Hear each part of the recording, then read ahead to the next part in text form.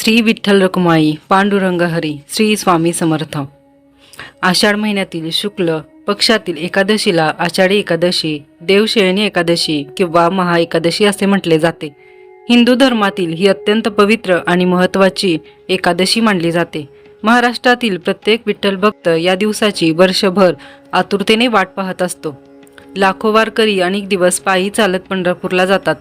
त्यांच्या हातात टाळ, मृदुंग, भगवी पताका आणि ओठांवर विठ्ठल विठ्ठल असा अखंड नामघोष असतो। या वारीमध्ये भक्ती, सेवा, समता, प्रेम आणि त्याग यांचे सुंदर दर्शन घडते। यावर्षी 2026 मध्ये आषाढी एकादशी 25 जुलै शनिवार या दिवशी आहे। हा दिवस भगवान श्री विष्णू आणि श्री विठ्ठलांच्या भक्तांसाठी अत्यंत पवित्र मानला जातो। धार्मिक मान्यतेनुसार या दिवशी भगवान विष्णू क्षीरसागरात योग निद्रेत जातात आणि त्यानंतर चातुर्मास सुरू होतो। या 4 महिन्यात जप, तप, दान, व्रत आणि आध्यात्मिक साधनेला विशेष महत्त्व दिले जाते। अनेकांच्या मनात प्रश्न असतो की आषाढी एकादशीला उपवास का करावा? याचे उत्तर केवळ परंपरेत नाही तर जीवनाच्या तत्त्वज्ञानात दडलेले आहे। उपवास म्हणजे केवळ अन्न न खाणे नव्हे। उप म्हणजे जवळ आणि वास म्हणजे राहणे, म्हणजेच देवाच्या अगदी जवळ जाण्याचा प्रयत्न म्हणजे उपवास।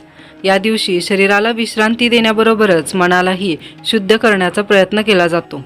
उपवासाचा खरा अर्थ असा आहे की त्या दिवशी मनातील राग, मत्सर, लोभ, अहंकार, द्वेष, खोटेपणा आणि नकारात्मक विचार यांचा त्याग करणे। अनेक लोक दिवसभर काहीही खात नाहीत, पण रागवतात, इतरांची निंदा करतात किंवा कटू बोलतात।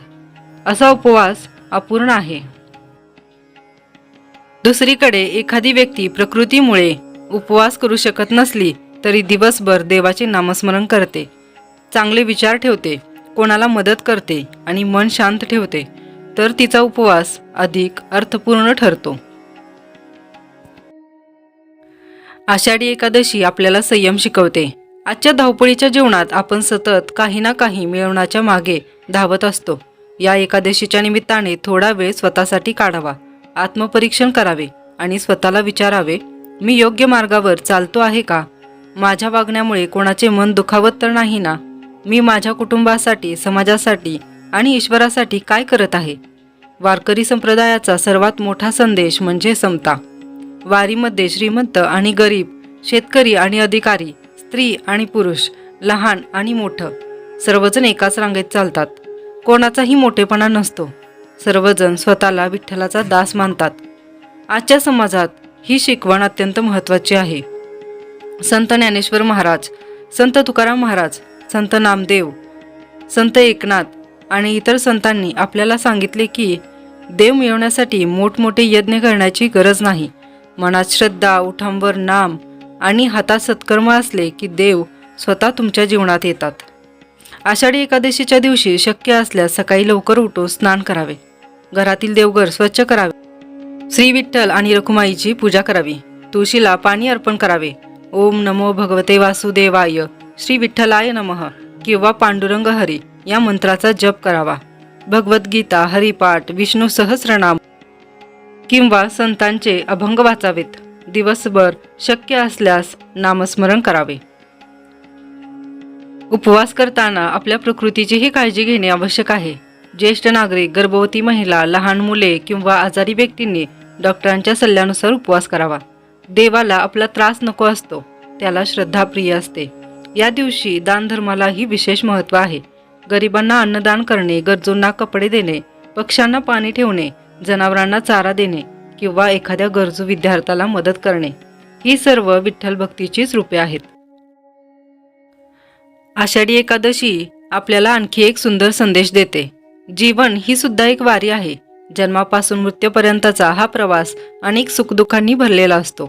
या प्रवासात श्रद्धा आपली काठी आहे, नामस्मरण आपला आधार आहे आणि सत्कर्म आपली खरी संपत्ती आहे। जो माणूस या 3 गोष्टी जपतो त्याचे जीवन आनंदी आणि समाधानी होते।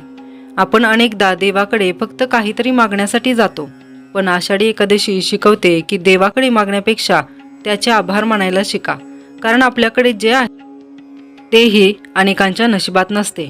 लक्षात ठेवा, विठ्ठल मंदिरात नक्की आहे, पण तो फक्त मंदिरातच नाही, तो आईवडिलांच्या सेवेत आहे, प्रामाणिक कष्टात आहे, गरिबाला दिलेल्या घासात आहे, सत्य बोलण्यात आहे, दुसऱ्यांच्या डोळ्यातील अश्रू पुसण्यात आहे आणि प्रत्येक चांगल्या कर्मात आहे.